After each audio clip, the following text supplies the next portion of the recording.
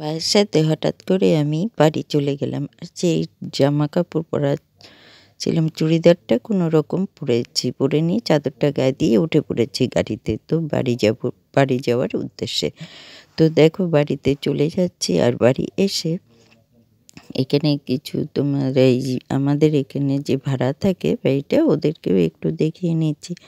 আর একটা কথা মঞ্জুলা ব্লগসে অনেক অনেক ভালোবাসা জানিয়ে আমি তোমাদের সঙ্গে শুরু করছি আমার নতুন ব্লগটা। তোমরা কেমন আছো? আশা করছি খুব ভালো আছো। আর তোমাদের ভালোবাসায় আমিও খুব ভালো আছি। আর আমার ভিডিওটা যে যেখান থেকে দেখছো তাদেরকে অসংখ্য ধন্যবাদ আমার দেশের বা বাইরে। আর ভিডিওটা যদি কোথাও একটু ভালো লাগে তো আমাকে আমার নতুন বন্ধু হয়ে একটু সাবস্ক্রাইব করে নেবে আর একটা লাইক করে দেবে। আর লাইকটা করলে আমাদের এই মনের ইচ্ছাটাও বাড়ে যে আরও একটা নতুন ভিডিও করার জন্য। তো একটু টুক করে লাইকটা করে দিও। তো দেখো এখানে চলে আসছি বাড়ির দিকে। আবার এই যে ভোরবেলায় মিছিলে এখানে হচ্ছে জয়গুরুর মিছিল যাচ্ছে। তো আমি যাইনি এখানে, কিন্তু আমার পাশের বাড়ি ভাইজিটা গেছিল, সে আমাকে এই ভিডিওগুলো করে দিয়েছে। আর এটা হচ্ছে অনেকটা ভোরেই তোমার মিছিলটা গিয়েছিল। আর এই জয়গুরু মন্দিরে সব জাতিরাই আছে। দেখো এখানে অ্যাসামিজ, বাঙালি, বিহারি আর হচ্ছে বড়ো অনেক জাতিই আছে যারা এই ঠাকুরের দীক্ষিত। আর এই জয়গুরু মন্দিরে মিছিলটা সবাই মিলে একসাথে যায় ভোরবেলায়। আর প্রচুর প্রচুর ভিড় হয়, প্রচুর ভিড় হয়। দেখো দেখবে যে নাচতে নাচতে যায়। এখানে যে মিলটা আছে না শিষ্যদের, আমার খুব ভালো লাগে।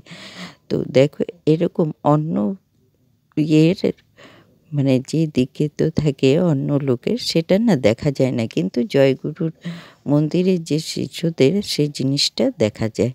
আর এখানে দেখো কি সুন্দর ওরা নেচে নেচে যাচ্ছে। আর এখানে দূর দূর থেকে লোক এসেছিল এত ভোরবেলায়, তাও কিন্তু দূর দূর থেকে লোক এসে এই একসঙ্গে হয়েছে তারা। এই যে মিলটা কত ভালো লাগে। কথায় আছে না, আয় তবে সহচরী হাতে হাতে ধরি ধরি। তো দেখো এই যে মন্দিরটাও তোমরা দেখছো এটা কিন্তু আর্টিফিশিয়াল। হ্যাঁ, অ্যাকচুয়ালি এই মন্দিরটা একই রকম দেখতে। আমাদের এখানে যে মন্দিরটা আছে সেটার মতনই একই ধরনের বানিয়েছিল, কিন্তু এটা আর্টিফিশিয়াল। আর এখানে দেখো কত সুন্দর নাচ গান হচ্ছে, মিলে মিশে সব নাচ করছে। কিন্তু গানগুলো আমি দিইনি, খুব চিৎকার চেঁচামেচি হচ্ছিল, সেই জন্যই আমি গানটা তোমাদের সাথে দিইনি। কারণ গানও শুনতে পারবে না আর কিছুই শুনতে পারবে না, চিৎকারটাই বেশি শোনা যাচ্ছিল।